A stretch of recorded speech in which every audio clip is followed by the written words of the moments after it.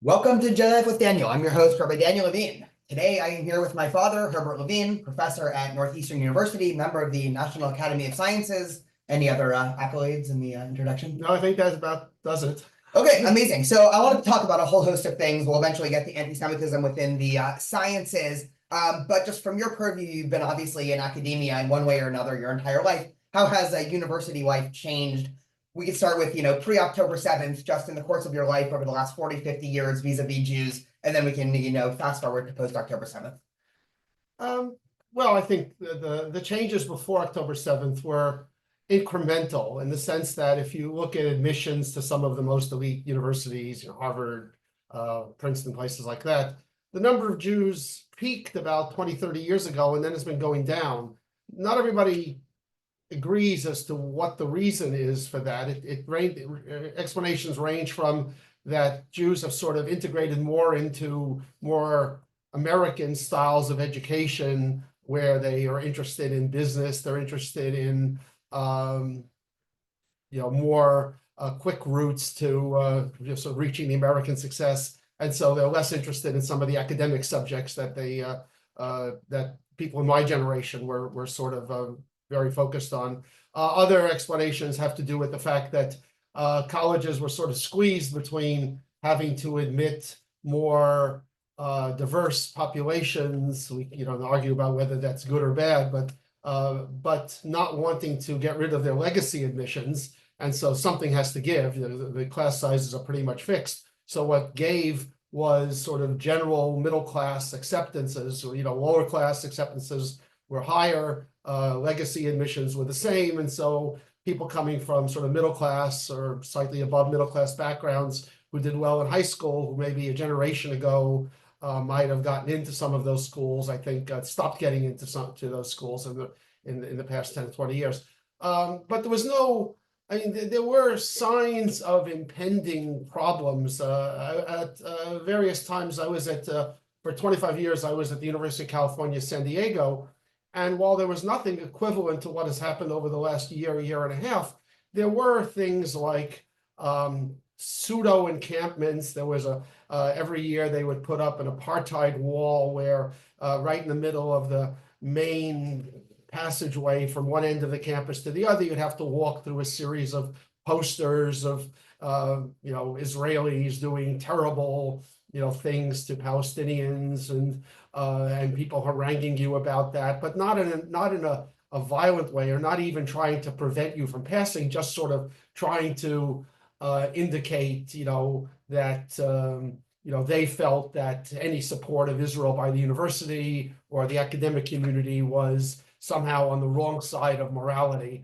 So that was increasing, but it never reached a sort of I would say the feeling that there was a sort of definite problem of just sort of existing on a day-to-day basis. So let's pause the Sure. post October 7th just for a little bit, and we'll kind of trace the for listeners that might not be aware, your generation was probably the generation where Jewish attendance at these campuses peaked, because the generation before, many Jews were actually barred from these universities. There was very strict quota systems in many of the Ivy Leagues, in the 30s and 40s and 50s. And, you went to college, what, in the 70s, 80s? I went to college in the 70s. And so this is probably, the peak of when, a class in Columbia or Harvard. Actually, the peaks were actually slightly later. The peaks were actually in the 80s, and even beginnings of the 90s. If you look at just Jewish populations, it even peaked later than me. But I agree. I mean, I was in sort of a golden age where the old rules for trying to keep Jews out had sort of more or less fallen away. I remember when I was applying for college,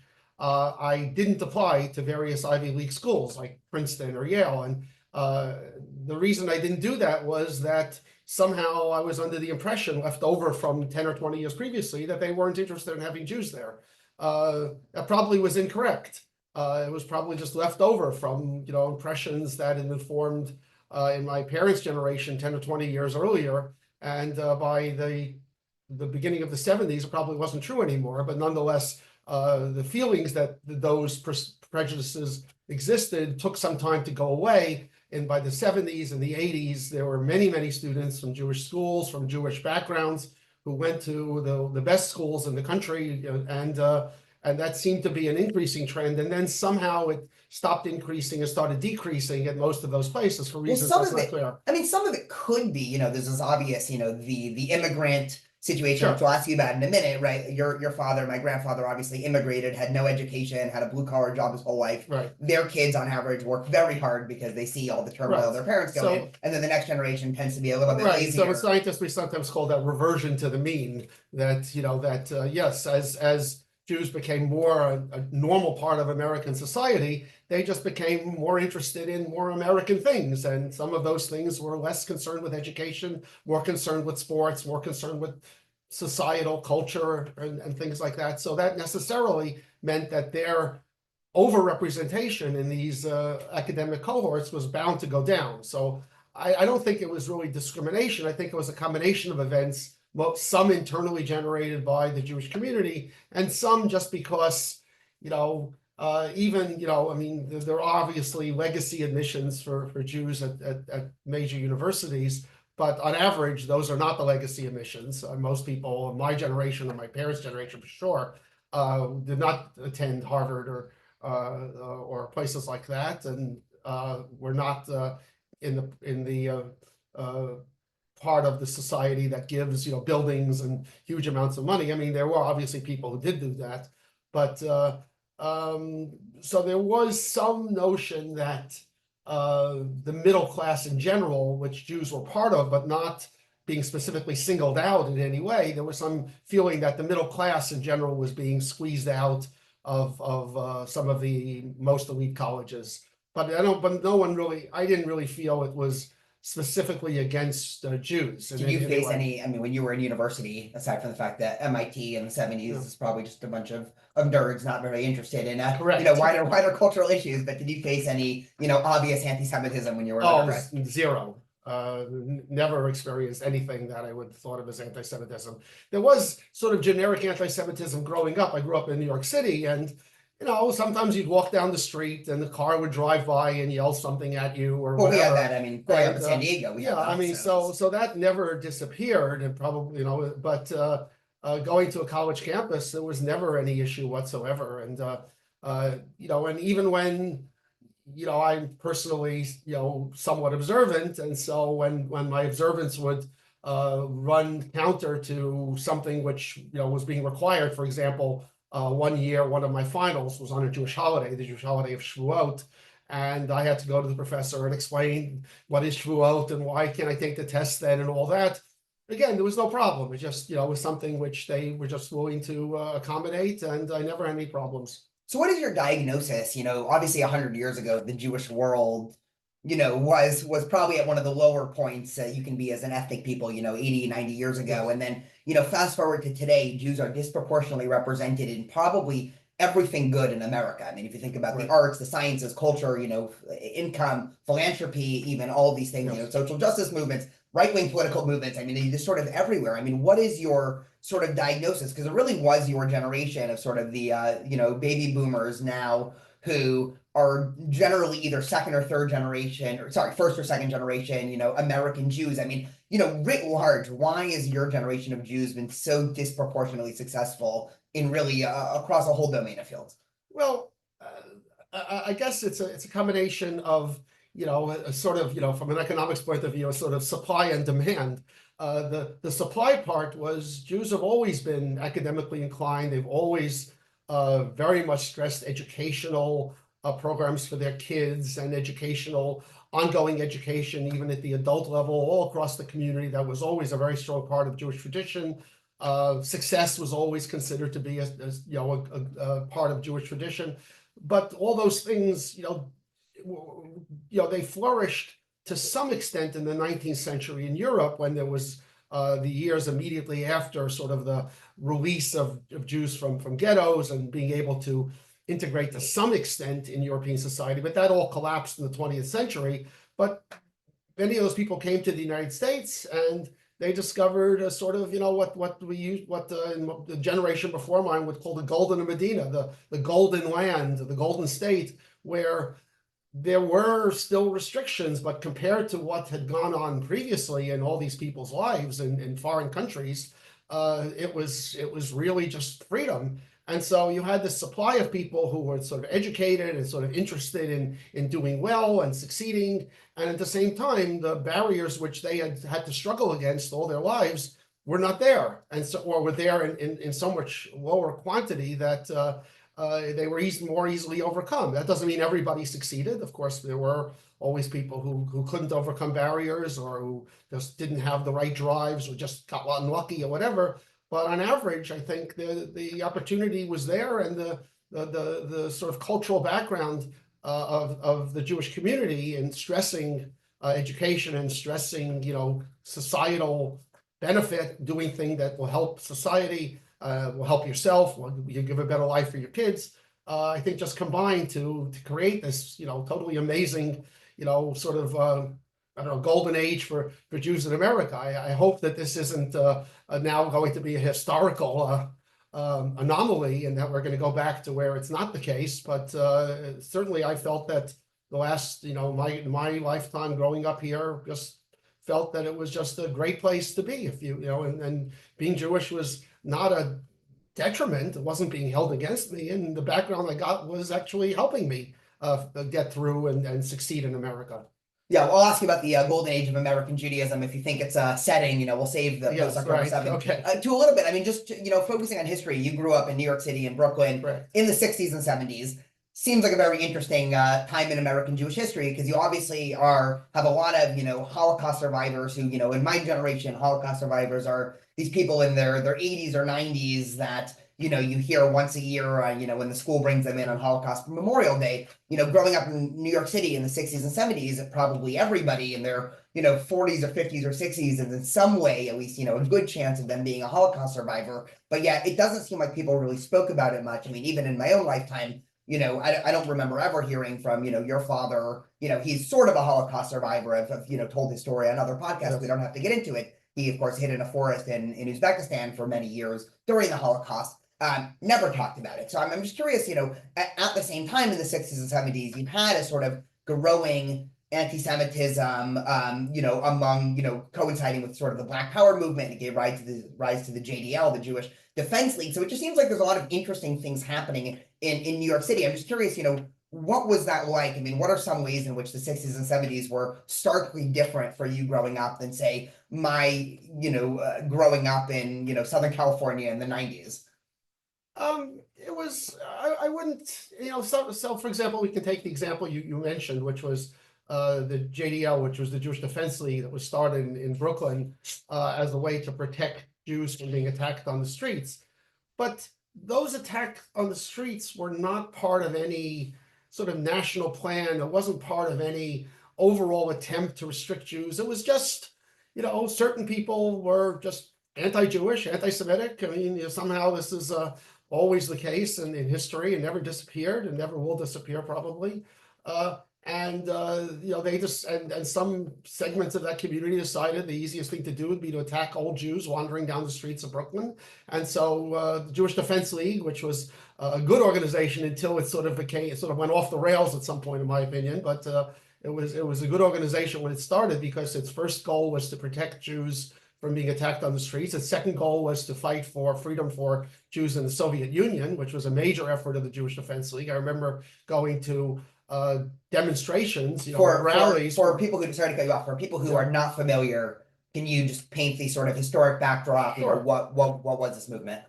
Yeah, so the Jewish Defense League, like I said, it started out as what it's denigrated as called a vigilante movement, but its defenders called just as a sort of community defense, community patrol organization that would just wander around and try to prevent what was happening in New York City, which was occasionally people would just for fun, or to go beat up some old Jew wandering down the streets of Brooklyn. It then eventually, after a few years, it sort of morphed into an organization that tried to have a more global perspective on protecting Jews, and the place where the Jews needed the most protection in those years. So now we're talking about the sort of late 60s time period was the Soviet Union, where at that point it was at that point still it was a huge amount of Jews living in the Soviet Union, and of course nobody living in the Soviet Union had any freedom. But there was a somewhat awakening of the Jews in the Soviet Union, probably to some extent due to Israel's victory in the Six-Day War, sort of spreading the idea that there's this, oh, the Jews are doing well, and maybe we should think about moving to Israel and we'll have more freedom. That was very severely opposed by the communist government, and people were thrown in jail, and people tried to create sort of small groups of Jews that would sort of come together or work together when people were thrown out of their jobs for professing some desire to be pro-Israel. So that was one of the main focuses in those days of the Jewish Defense League, which was a great, I mean, was a very important, rally. I think actually until the rally for post October 7th, which brought several 100,000 people to Washington in support of Israel. I think the biggest rally of Jews in my lifetime was a rally of maybe 100,000 or 200,000 Jews supporting Soviet Jews when I was in high school, and we all went to Washington for that rally. So there was a feeling that that Jews needed still some communal support. I mean, either locally, on an individual level, and globally, having to do with other countries. But there was no feeling that there was some type of national problem or large organized community in the United States that somehow was fighting against Jews. That was just, we never felt that. I mean, the problem was all just local hooligans, which needed addressing, but it's different than feeling that there's a significant national effort against you. And what about the flip side? I mean, what was it like? My biggest glimpse, aside from obviously the family, is reading Chaim Potuk's novels, let's say, which obviously take place before you were born, in terms of the setting, but it sort of paints a very different picture of what New York specifically, because obviously that was always the place where the most Jews lived, specifically in terms of the post-Holocaust era, or even during the Holocaust era, of it just being at the intersection of so many, obviously you have, Jewish tradition and modernity, you obviously have anti-Semitism versus Jewish success in America, you have all these immigrants that, since the 1880s, New York City has been, just the onboarding area for Jewish immigrants until really the 1950s. And so what was it like in terms of that? Did you feel the sort of, dynamicness of the community in a way that, me growing up in a suburb in San Diego, the Jewish community basically stayed the same for the 18 years I was growing up? I mean, obviously sometimes, rabbis came and went, but, there was no, at least from my perspective, there was no crazy inflection point or change that happened, in the 90s and early 2000s, whereas, in the 60s and 70s, you also have the Six-Day War, you also have the Yom Kippur War. I mean, sort of paint the picture of what your teenage years and early 20s were like in terms of that. So, I mean, taking a sort of piece at a time. So the Six-Day War was a sort of major turning point in some sense, because that whole generation, obviously because of their background, their post-Holocaust background, they all felt very vulnerable. And they felt like, okay, at any moment, somehow things could come crashing down. So even though I never, growing up in the 60s, I never felt like there was a massive conspiracy against the Jews. The fact that most of the people around had sort of lived through a massive conspiracy against the Jews, that was never far from their consciousness that could occur. And so when it looked like Israel was in dire straits, of course, it turned out that Israel was not in dire straits. It turned out that all their enemies were in dire straits, but it wasn't obvious at all before that. So there was a feeling which was greatly magnified by everybody's background that somehow this could be yet another disaster and millions of Jews could be thrown out of Israel. And of course, everybody knew that Jews being thrown out of Israel would have not obviously meant that they could have just picked up and gone to America. That wasn't very obviously going to be clear. So after the Six-Day War, there was sort of a feeling of that those days were all gone, that somehow with Israel, with support of the US and also European countries for the most part, that the days of there being large-scale efforts to eradicate or sort of interfere with Jewish life were sort of a thing of the past. Not everybody believed that, but those of us growing up, we really felt that sort of things were fine. There were no issues. It was somewhat insular. Did you travel to Israel at all in your childhood? My first trip to Israel was as a college student. That was in 74, actually, which was, of course, after the 73 war, which was a little bit different in terms of what Israel was feeling than after 67. So I didn't go there immediately after 67. I did go there in 74. Although obviously the country was still feeling some trauma from the 73 war, which actually, probably killed more people percentage-wise than more recent things. Nonetheless, there was no longer a feeling that that Jews worldwide were under attack or were in danger of going back to the days of the Second World War or even before that. Yeah, we just went there and we had a good time, and we're amazed at how primitive it was. With no phones, and anywhere you had to go to a post office to make a phone call. The only other place I've seen that is in Russia. In Russia, it was in 1989 as the Soviet Union was falling, and the only way to make a phone call to the United States was to wait in line at the Moscow post office. The only place previously I'd seen that was in Israel in 1974. How did you end up in Russia in '89? So the Soviet Union was collapsing, and there was one of my colleagues at UCSD by the very Jewish name of Henry Abarbanel, Henry Don Isaac Abarbanel, obviously named for the great rabbi from Spanish Jewry and Spanish expulsion. He had some scientific contacts in the city in Russia, and he suggested that we go there and have a meeting, and they agreed to host a meeting, but with us. So he and I went, and we had this meeting with the group there, and it was a very interesting meeting. The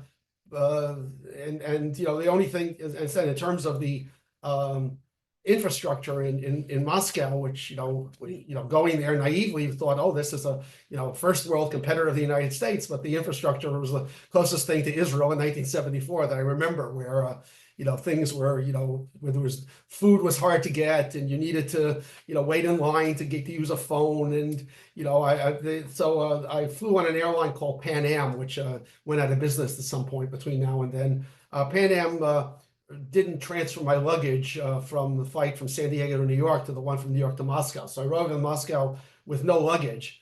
Now, normally arriving with low luggage is problematic if you didn't in any place, but there it was even more problematic because most of the food I was planning to eat was in my luggage. So you go up to the desk and say, my bag is not here. What should I do? And they had no clue. They say they had no computer system. They had no contact with their office in New York. And they said, the only thing you can do is come back here 2 days from now when the next plane comes to New York. And if it just didn't make the flight or it somehow got misplaced, it'll be on that flight. So it was on that flight. I actually got my bag 2 days later, but I said that the state of Russia in 1989 was sort of similar to the state of Israel in 1974 in terms of infrastructure. It was pretty amazing. And then, of course, all the Russians in '89 all go to Israel. So it wasn't in '89. It took a while because in '89 was when things started collapsing, and it took another few years before the Soviet Union really disintegrated and people were able to leave. And so most of the Russians who left, Eastern Europeans and more generally who left, did so in sort of the early '90s. Yeah, so I've always been amazed by the effort in the science world to cross do science together, Russia to America. You've worked with Chinese colleagues, you've worked with Iranian colleagues. I mean, compared to the humanities, where if somebody's not, sufficiently progressive enough, you probably never want to talk to them. I mean, in your life, you've worked with people from countries, both whose politics America disagrees with and also whose politics you probably disagree with. Right. I mean, what is that like? You can either go the Russia example or even more recently. I mean, I remember you told us a couple of years ago you were invited to Iran to I didn't go.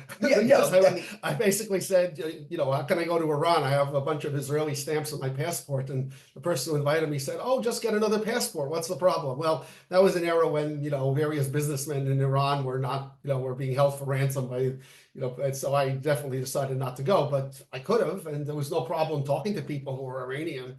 I should say at the moment I have a graduate student who is Turkish from Istanbul. He's Muslim. I think he's relatively secular in terms of his religious practice. But about 2 years ago, I had a research associate in my group that was Egyptian, who was actually quite religious. Certainly obeyed all the halal food restrictions. Certainly obeyed fasting during Ramadan because we could just observe that he was doing that. I never asked him what his politics were. He never asked me what my politics were.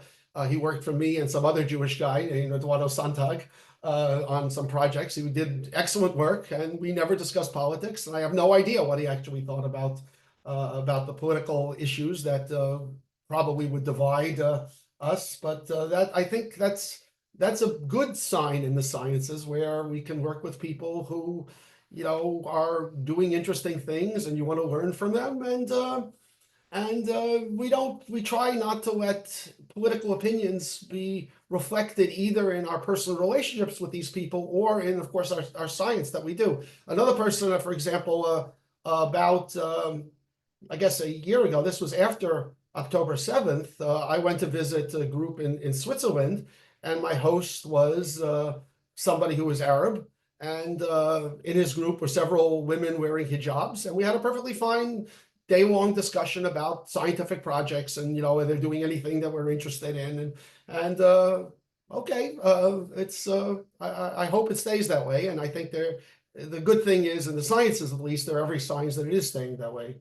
Yeah, and what do you think? I mean, is that just because the sciences are sort of more purely objective, and so I if think you're working on, the humanities, it's harder because Yeah, in it's the humanities, you sort of, in many areas, well, I'm not an expert in the humanities, so you have to ask other people to what extent it's true. But my impression is that there are certain dogmas that you sort of have to believe if you're going to work in a certain area, that the majority opinion as to how you should approach comparative literature, or let's say Middle East history for sure, but are so overwhelming that people don't get jobs unless they somehow agree with that overall consensus opinion. The consensus opinion can change over the years, but at any given moment, there is a consensus opinion, and it somehow holds a lot of sway in non-science jobs. In science jobs, there is no such thing as consensus opinions at that level. People do their work, and they try to make progress, and they may agree or not agree with some let's say widely held viewpoint, but no one holds it against them as a statement of being immoral or the wrong side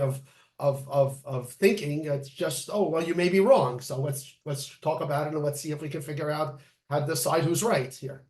Yeah, so I mean, in the last couple of years, it seems like it's been almost impossible for institutions to stay out of getting into politics. We're getting even, Right. October 7th, obviously you have, Trump, where it seems like anybody who wasn't sufficiently anti-Trump was sort of blasted, or, anyone who wasn't in support of Black Lives Matter. I mean, you've been very involved with the National Academy of Sciences. One, for people who aren't familiar, can you sort of give the 20-second, Spark Notes version of what that is? And how has the National Academy of Sciences in the last decade of sort of hyperpolarization in politics, has it shifted at all? Well, I don't know if they've shifted, but I feel they failed. But so just to go back to the background, so National Academy of Sciences was actually started by Abraham Lincoln, which is a long time ago at this point, when he decided that he needed to have some type of body of scientists that he could ask for opinions about various issues that affected the country. And I think for him, he wanted to understand better, how to build better battleships and things. I mean, literally, that level of technical knowledge, having nothing to do with politics, having nothing to do with even morality. He wasn't asking them, is slavery good or bad? He was asking them, okay, given our knowledge of metallurgy, how do we build battleships that will be better able to stand up in the war? So that organization then has existed for 150 plus years at this point. And what it is of course it's self-determined in the sense that the members of the National Academy are drawn from the scientific community nationwide. It's a U.S. organization. It's not real. It has a few international members, but essentially it's a U.S. organization. And every year they decide sort of which scientists should be essentially asked to join.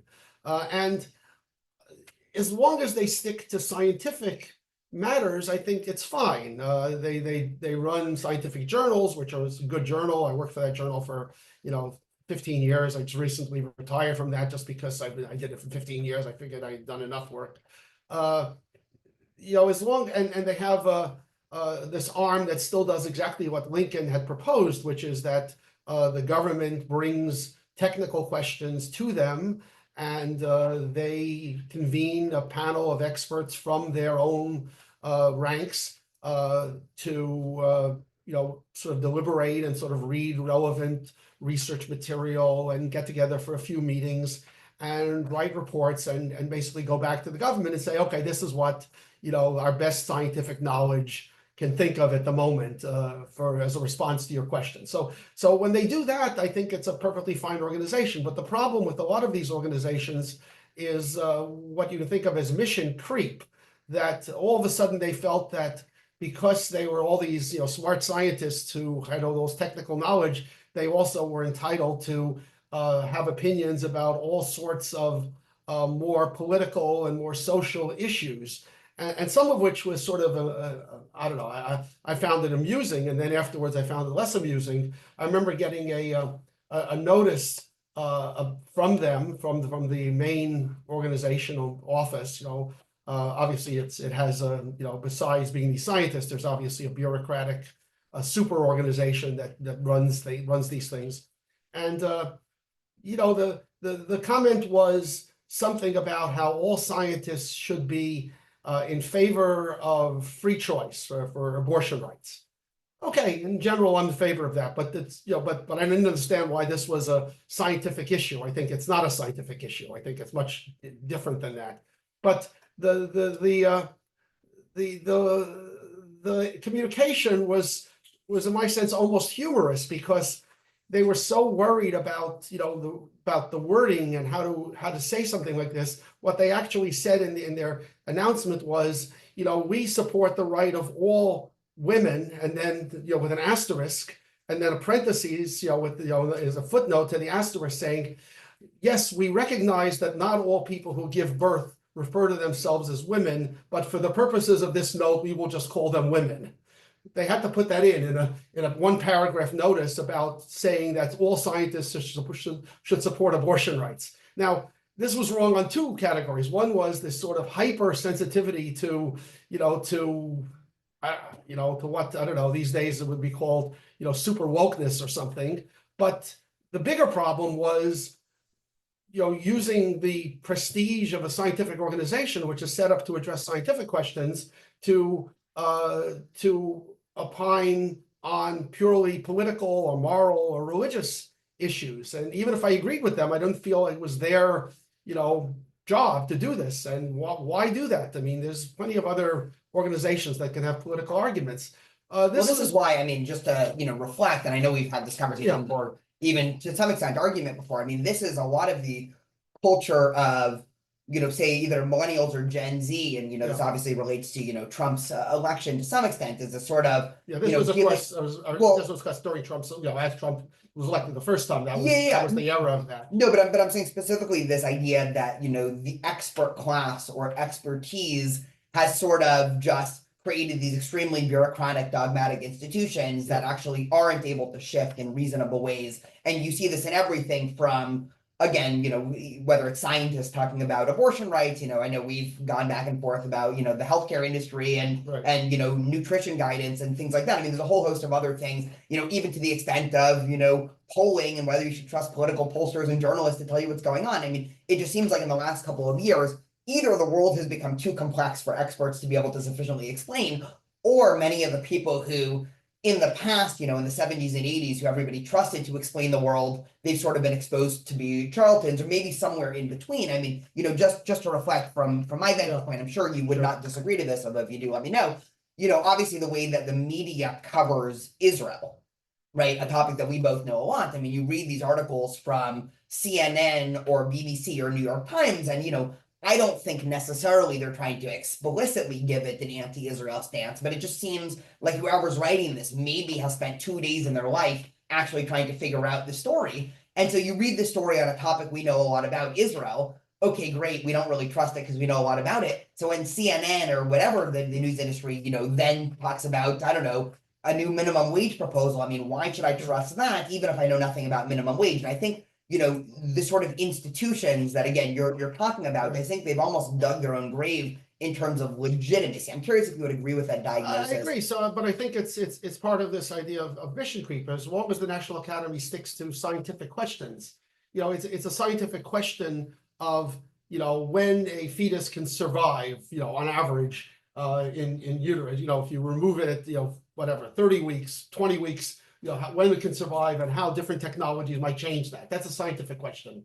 The idea of whether it's okay to abort a 2-week-old fetus is not a scientific question. No one is disagreeing about the science behind that.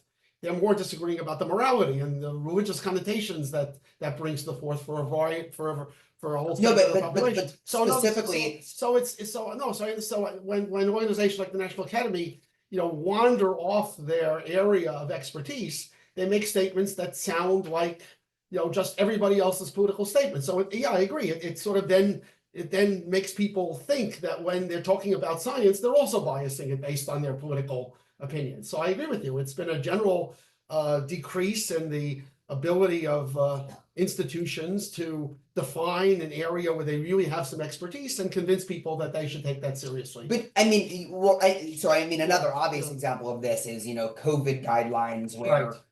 Protesting, going to a baseball game or a park is obviously Right. taboo, but when Black Lives Matter starts, Right. that's obviously, COVID can't spread at a Black Lives Matter march. I mean, it just seems like, is this a shift? In other words, is this some new thing, maybe in the social media age or hyperpolarization, or I don't know. I mean, what do you think explains this?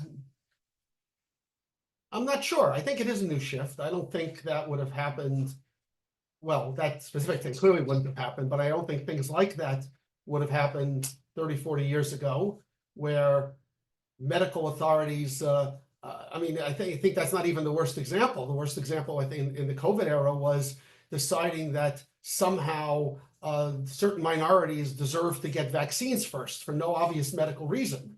I mean, the Black Lives Matter, okay, one could argue that maybe that was the right decision and they should have treated all the other things as also, it's okay to go to a park, it's okay to go to a beach, so I think it is to some extent due to hyperpolarization. It's due to the ability for anybody to be called various names of you're anti this, you're anti that, if you somehow don't sign up to some political agenda. But in the end, I don't really understand why, medical authorities would make a statement that clearly created a huge problem in their believability about almost anything. I mean, I think if you trace back to why people stopped trusting the CDC and the NIH and Fauci and all those people, it started with the statement that he then admitted was a lie, that we didn't need to wear masks because, which you may or may not agree with masks, but he essentially first said, no, you don't need to wear masks, and then said you all needed to wear masks all the time. I never believed the first one. So in fact, I had an ex-student who is now a faculty member in China who sent me a package of masks. And you know that because I think we sent some to your wife. But why they felt that was the right strategy seems to be a new thing. But when it came to the specifically places where that overlapped with prevailing, progressive political ideas, I think it became a complete disaster. So before that, it was okay. They don't know what they're doing. They're, we had no information, and they're not being completely truthful with us. But when it came to, then the overlap with political matters, where it was, you couldn't have 6-year-olds go to kindergarten, but you could have thousands of people, tens of thousands of people in the streets right next to each other, because one was in support of the teachers union, the other was in support of the Black Lives Matter movement. I think then just completely killed their credibility, and it's still today. I mean, they have no credibility anymore, even among people like me. I don't necessarily believe that they know what they're talking about today either. So, but I don't think this was 30. I think this was a new phenomena, maybe due to social media being the people can just ruin people's reputations if they don't have the right views among the certain classes. I'm not sure, but and then one of the things that it's sort of connected, but maybe it's a little bit of a a next topic. This question of universities one, there's, bureaucratic administrative bloat, Yeah. which of course has happened, it's skyrocketed the cost of education. People are taking out these massive loans, and, it's still unclear why universities need, one administrator for every 2 or 3 students, on average. But I think it's also connected to a lot of the, social movements that have sort of taken university. We can name a couple. There's DEI, there's affirmative action, there's now, separate offices for, different groups. There's LGBTQ centers on campus. Can you talk a little bit both about, you've been at a university, so when this shift started to happen and what you think it's done to the university? You can either talk as general or specific as you'd like, and then I can drill down on some. So I guess I distinguish between two different types. I mean, there are student-run activities, organizations. There's Hillel, which, obviously you even know better than I do. There's the LGBTQ Center.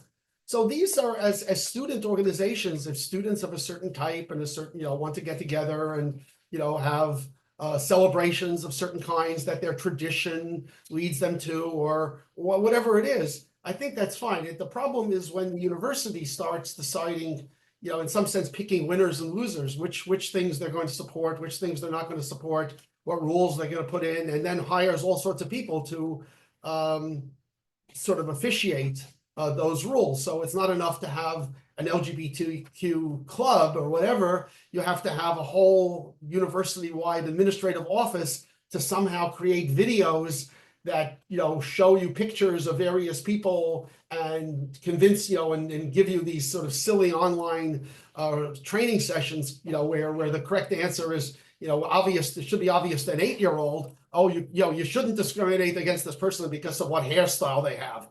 Gee, what a surprise. Well, I was actually shocked, because I've had to take some of those. I think, yes. I've had to take many of these, but I'm pretty sure I had to take some. It was some national one. I'm forgetting the exact details, but it was specifically on the topic of trans identity, which of course I did a 2-hour podcast on, so we don't need to wade into those controversial waters there. I know you have tenure, but I'm not trying to get you fired here. But I remember, I get fired, I can finally retire. So yeah, there we go. So but I remember I was sitting there and I was watching this training video. I mean, it really did seem like some sort of dogmatic re-education system where it said, if somebody identifies as this, they are this. It is unfair to call them this. There is, all the, and, you kind of use your, argument to science, the scientific consensus is that. And I remember just listening to all this and just thinking, this is utterly crazy. But I think it's connected. I mean, so why don't well, the good news in the science is nobody takes any of those things seriously.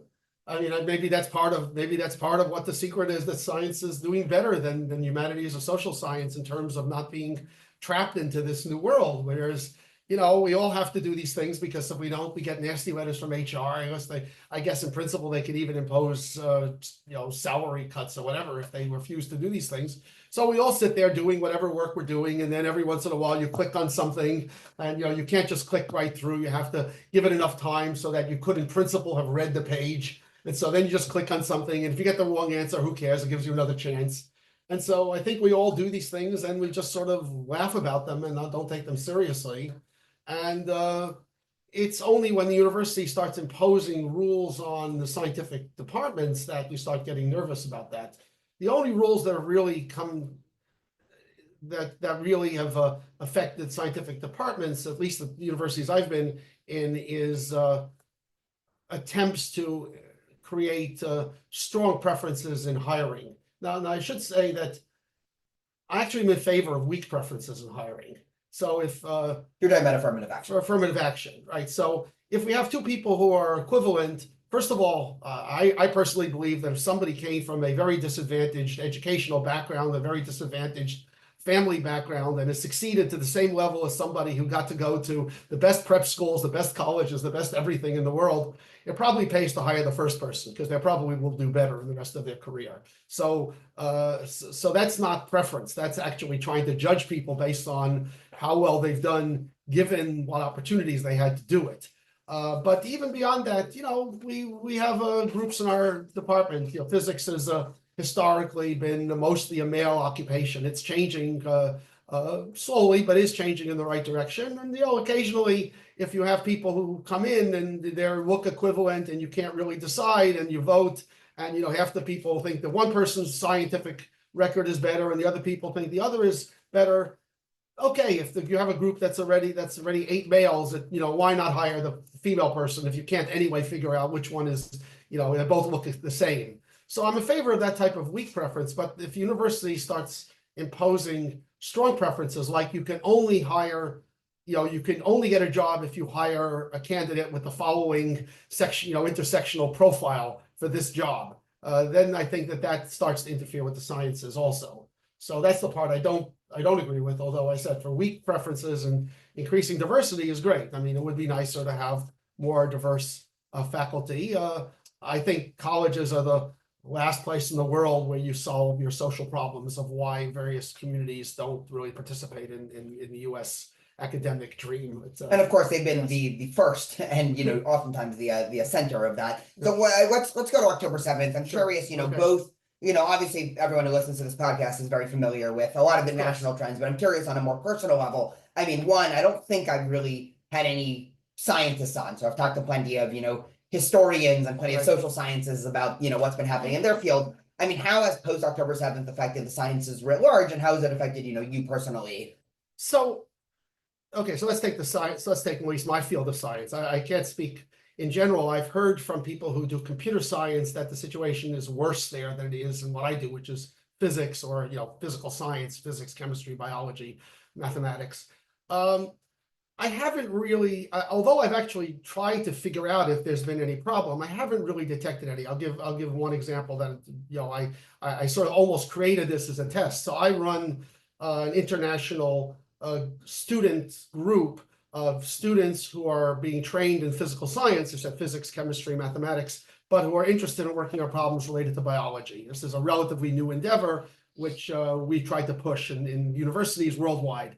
So we have this student network, and it has various activities, many of them online. We have some social get-togethers at some conferences, and then once a year we have a meeting. The meeting rotates around the world. This past year it was in Italy, just because that's where it happened to be. No specific reason why it was in Italy, and there are various rules about which universities get to participate based, they have to put in some money, whatever. But this year I specifically made sure that we invited some Israeli faculty members and their students. Of course, the meeting is focused on their students, to come to this meeting and present their work. And they came to Italy. I think out of a meeting of 150, I think there were 3 or 4 Israelis. Israel is very strongly represented in the areas of science that I work in. And they came, they gave their talks. There was the usual level of discussion and questions. There was zero feedback about politics that I saw. I don't know what went on, behind the scenes, but if anybody went up to them and said something rude, I have no idea. But at least in terms of the scientific sessions, no issues whatsoever that would have been different than the previous 2 decades. So I viewed that as a good sign. I did that on purpose to try to see if there was going to be any problems, because in some sense, the participants in this, for the most part, of the 150 people who were there, 15 were my age, and 135 were your age. And so if there were going to be any problems, it was going to be among the generation of people who had grown up in this, oh yes, everything is political, everything is, has to be tied into your sort of sense of the world and progressiveness or whatever. And there was just no sign of it. There was one tiny little sign of it, I should say. I shouldn't say there was no sign. One of the Italian graduate students, on the last page of her presentation, had in the little, usually on the last page, you put in all your acknowledgments. You put in the names of the people you worked with. You put in maybe pictures of them. You put in whatever agencies helped fund your research. And together with all those agencies that funded her research, she had a little picture of a flag of Palestine there, which obviously was meant to be a political statement. But she didn't mention it in the talk. No one mentioned it afterwards. It wasn't, I don't know why she did this, but whatever. I mean, obviously that was her, statement about, what she was believing. But okay, anybody can believe what they want as long as they don't use it to control other people's beliefs or other people's. Well, that's always been the most shocking. I mean, even just talking about the sciences writ large in terms of this, you have all these partnerships between people in this diverse range of countries, and nobody seems to care if you're working with someone from China or Iran or Russia. And yet you have movements like the BDS movement that specifically want only Israeli academics to not be able to have any work. So that's just obviously anti-Semitic. I Right. don't think we're gonna have Yeah. we don't need to have a conversation on that. Has that affected? I mean, you obviously do a lot of No, research I with don't think Israeli so. colleagues. But as I said, I also have, worked with people from, I said, the last 2 or 3 years, I just by accident worked with one student who's still my student from Turkey. And No, but I'm not talking about. I'm saying in terms of and- you have a lot of projects with Israeli scientists. Right. Have any Israeli scientists said that they've been stymied in any way in the last 20 years because of So again, BDS? I tried to figure this out. So, maybe maybe this is getting too much into the weeds of science, but I have a very close friend in Israel I've worked with for I would say almost 50 years at this point, and we submitted a paper, and we felt that we weren't treated fairly by the journal. I don't want to get the details are not important, but we just felt that we weren't treated fairly, and the thought crossed our minds that maybe this was a problem connected with him being Israeli, with an Israeli academic address. And so we tried to investigate this. We tried to ask the editor. We tried to, these journals have editorial boards. There was an Israeli on the editorial board. We asked this person to investigate, and as far as we could tell, it was, it may have been a bad decision about the about our paper. Maybe it was the right decision, and we were just getting that somehow we were wrong and they were right, but it was just a general type of nitpicking academic disagreement about some paper that we wrote, and it turned out that as far as we could tell, it had absolutely zero to do with the fact that one of the authors was Israeli. I did say that other people have reported that in other areas, what I think of as science adjacent fields and some of the computer technology areas, there have been more problems. I don't know that for a personal fact, it's just sort of hearsay evidence, but so I don't know, but at least I've explicitly tried to test this in a number of cases, and I've not seen any evidence. Well, I know that. I mean, you've never really been an activist type for really Never. anything. I mean, Exactly. I've never, you have strong opinions, but I've never seen you be an activist. And but post October 7th, you did in some way turn into a little bit of an activist. I mean, you were getting very upset at a lot of these Yes. organizations for issuing statements. I mean, for one, obviously it's totally ridiculous for any academic statement. Right. I mean, okay, gender studies, of course they're going to issue a statement about Right. Palestine, but gender studies has about as much epistemological footing as the Catholic Church to some extent. So, okay, fine, gender studies can do what they want. But, when scientific organizations start to issue political statements, even on issues that are sort of more clear cut, like Russia, Ukraine, probably not great because, I don't care what a bunch of physicists think about Russia, Ukraine, Right. but on You Israel, yes, I shouldn't. But I even more so don't care what they think about Israel, Palestine, especially when they have strong opinions. So, what is your last year and a half been as sort of, your activist awakening? Yeah, I mean, I guess I had a mini activist career, which maybe I hope is fading back into the sunset again. In the sense that in the wake of October 7th, organizations that had never taken a political view, I felt was fine. For example, the National Science Foundation, the U.S. government agency, I work with them all the time. I go to their meetings, and their rules are they don't take political stance about anything. In fact, it's even in the sort of legislation that sets up some of their committees is that they can't take political views. They can't have any discussion of individual politicians or anything like that. So when they don't issue a statement about anything related to October 7th, it's fine. It's just the way it is. And it's probably the way it should be. But then organizations, I already mentioned the National Academy of Science. There was also the U.S. organization that is the sort of professional organization of the physics community called the American Physical Society. I think they may have changed the name because they kept getting confused between physics and physical therapists. But they had issued previously statements in support of Ukraine. Okay, I tend to support those. I tend to agree with the politics of those statements, but didn't quite understand why they thought they should be making them. They do have political offices, but mostly those political offices are supposed to be just arguing in favor of maybe more funding for science or something like that, which is a political thing, but at least it's related to the field. But all of a sudden, they had these supporting Ukraine, supporting whatever, and then they issued statements about October 7th that I felt was wholly unsatisfactory. The physics one essentially said, this was on October 8th, they said their statement was, we are really worried about the physicists who live in Gaza and Israel. Now, that was just not a reasonable response to what happened on October 7th. In fact, there was a faculty member, there was a physics faculty member from one of the Israeli universities that actually was killed on October 7th, but that's beside the point.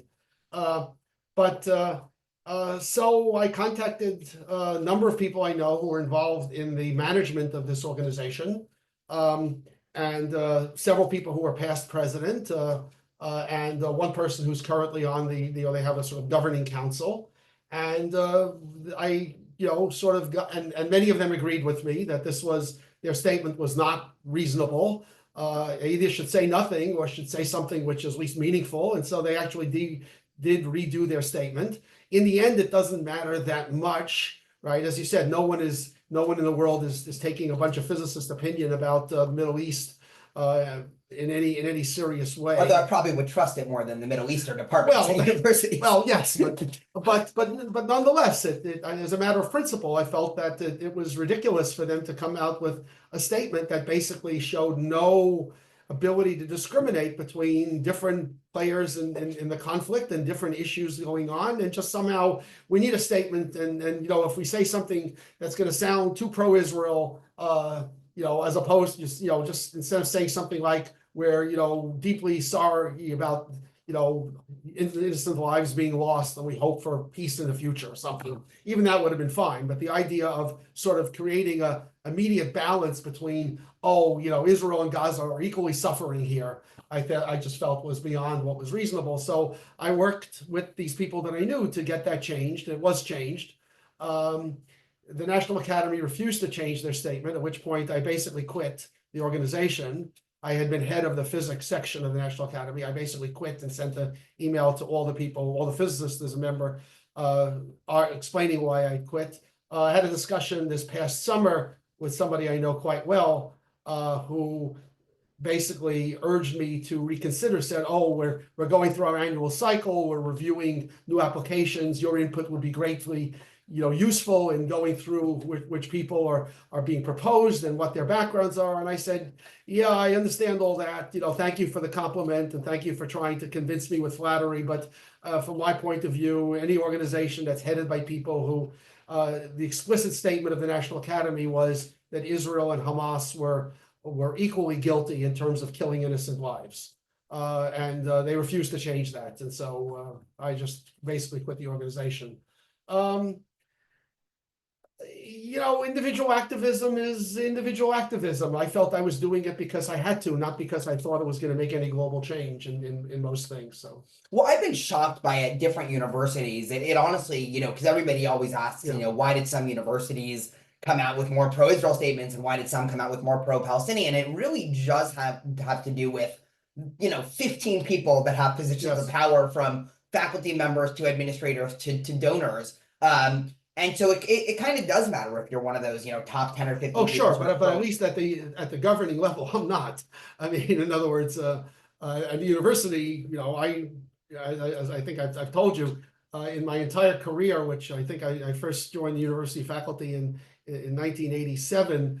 I had spoken before October 7th. I'd spoken to people in the position of provost. Sometimes they're called vice chancellors in the University of California system. I'd spoken to them twice in an entire, sort of 40-year-long career.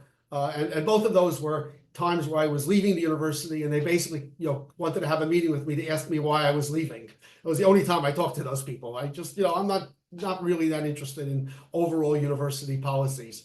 Since October 7th, I've met with the provost at my current university, which is Northeastern. I've met with him about 5 times and had several different email exchanges in addition to the personal meetings, because I felt like he needed to understand better what some of the challenges were. It turned out, at least at my university, I was very happy about the provost, first of all, understanding of the historical background. I was very surprised because he's not at all Jewish. He has no obvious background in the Middle East. He's a statistician, a mathematician. But he obviously was very familiar with many things. When I felt obligated to try to explain something to him, he basically told me that he already knew about it.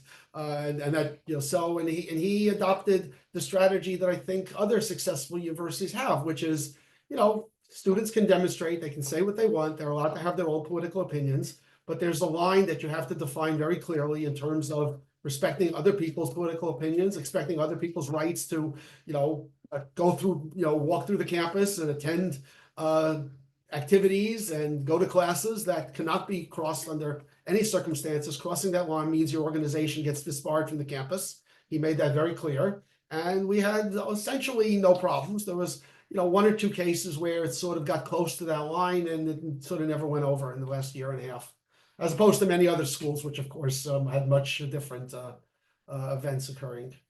And there was also some situation with Rice University that I remember you. Yeah, right. So Rice was a more funny. Rice was more a question of the statement part. Although Rice has done much worse actually than Northeastern.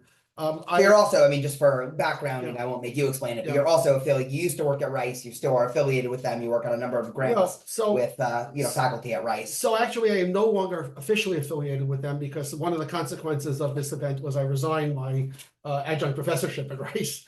So I'm no longer officially affiliated with them, but I do have a financial interest in working with various people there.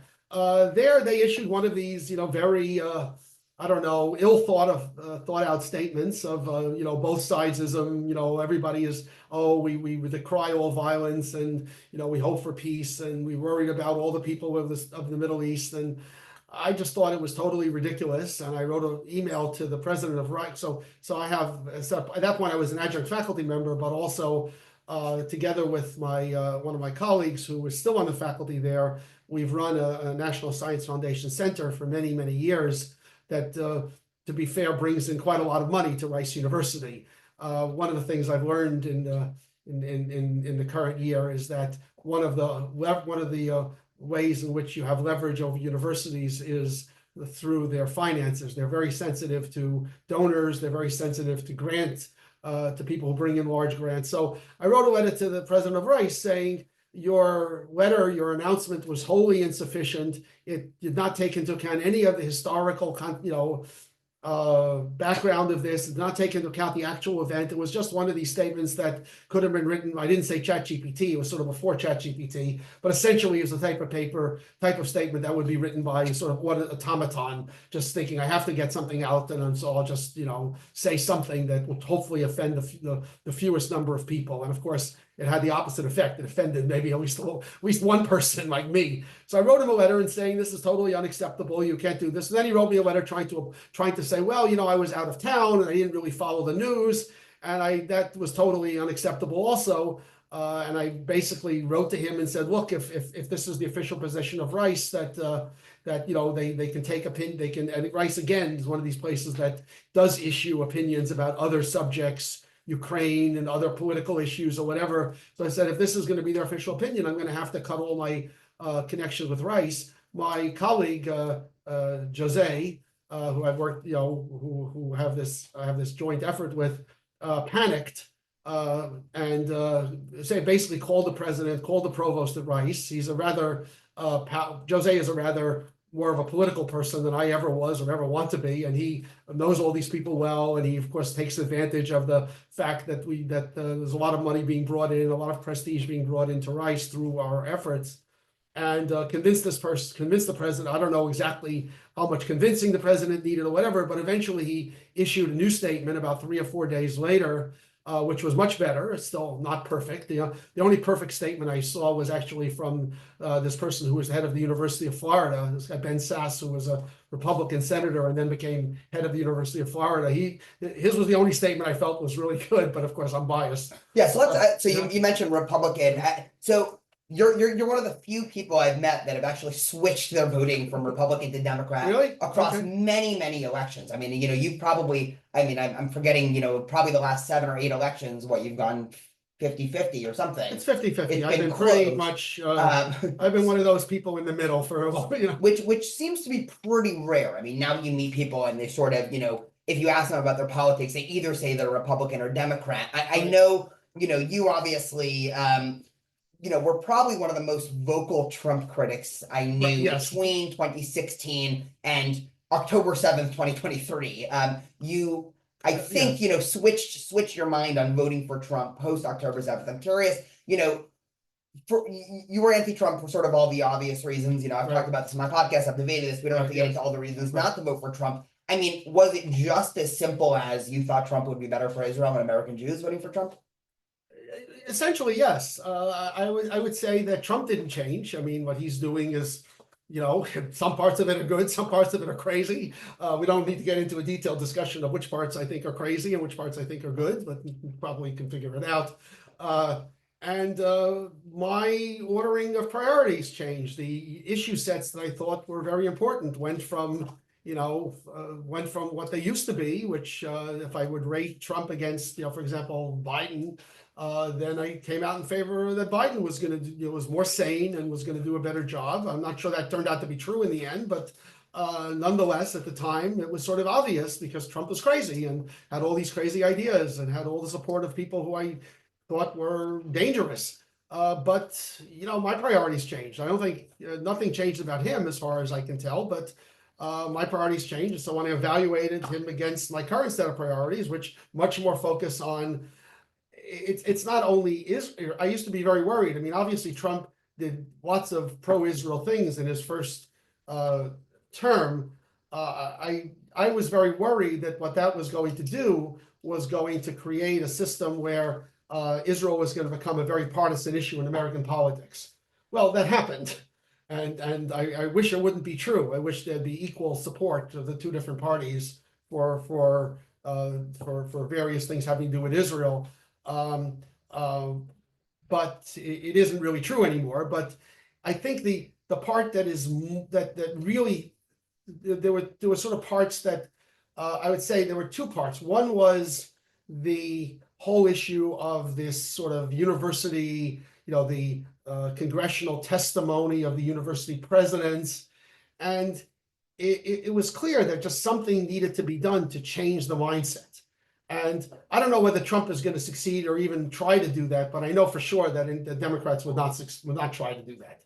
So that was as much as directly supporting Israel, in a sense, although that also I think Trump will do better. And on the other side of the coin, I mean, I looked at it, I mean, I don't, I said I'm not a very political person, but, I create various, tests both for the community and for myself or whatever. And the test I had for Kamala Harris was, it was very clear from all political considerations that she should appoint Josh Shapiro to be her vice presidential candidate. There was almost, I mean, and people across the spectrum wrote that this was a no-brainer. He was, of the most popular governor in decades in the state that she absolutely needed to win. He was, a good campaigner, and he had somehow managed to create a bipartisan support for himself. And it's like, why would you not do that? And so the only thing I could come up with is when she chose somebody who was clearly less qualified and less capable, and in the end less successful at being a candidate than Shapiro, was that she was afraid to antagonize the progressive base who were against him.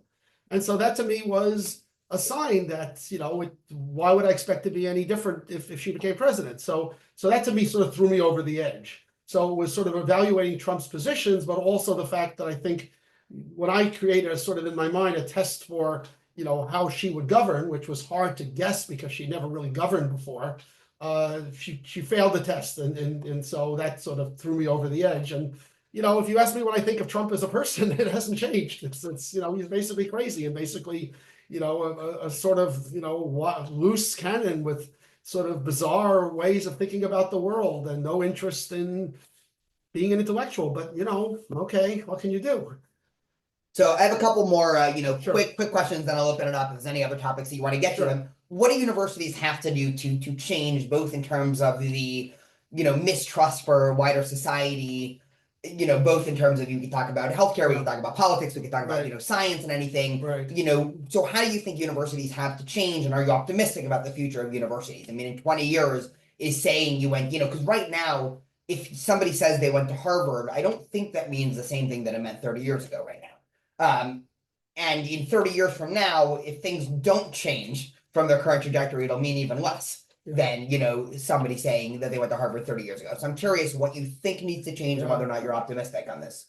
So there was this interesting cartoon that I think your mother showed me at some point about this guy is going for an interview, and he's written this whole resume, and he's left out the name of the college he went to. And so the interviewer saying, well, it's very impressive, you did all these courses, but where did you go to school? And he like keeps hemming and hawing. And finally the guy says, you went to Harvard, right? And the guy says, yeah, I did. I'll let myself out. So I don't think it's gotten quite to that, but it's certainly their brand has suffered for obvious reasons. I don't know. It's hard to know if going to be optimistic or not. I mean, the U.S. is in such a sort of polarized place in terms of politics that every single issue winds up being political, and every single thing, you can't have an opinion without sort of figuring out how it affects your balance between progressiveness versus populism or whatever. So I really don't know if this is going to end and one's going to go back to an era where one can rationally discuss what's good about admissions policies or not at universities, or what's good about balanced faculty. This is something I've always been very impressed by the Jewish community's ability to do so, especially the community that's sort of I grew up in the modern Orthodox community, which seems, for all of its faults, which we can probably layer, and we don't need to get into that.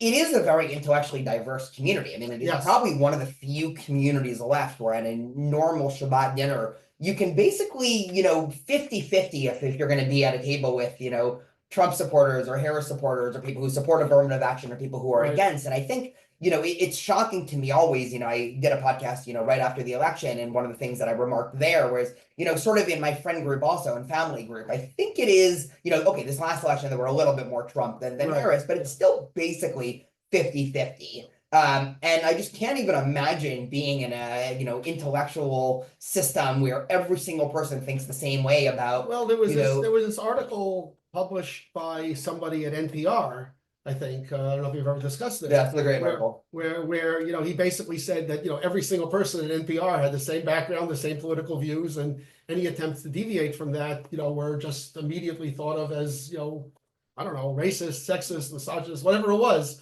And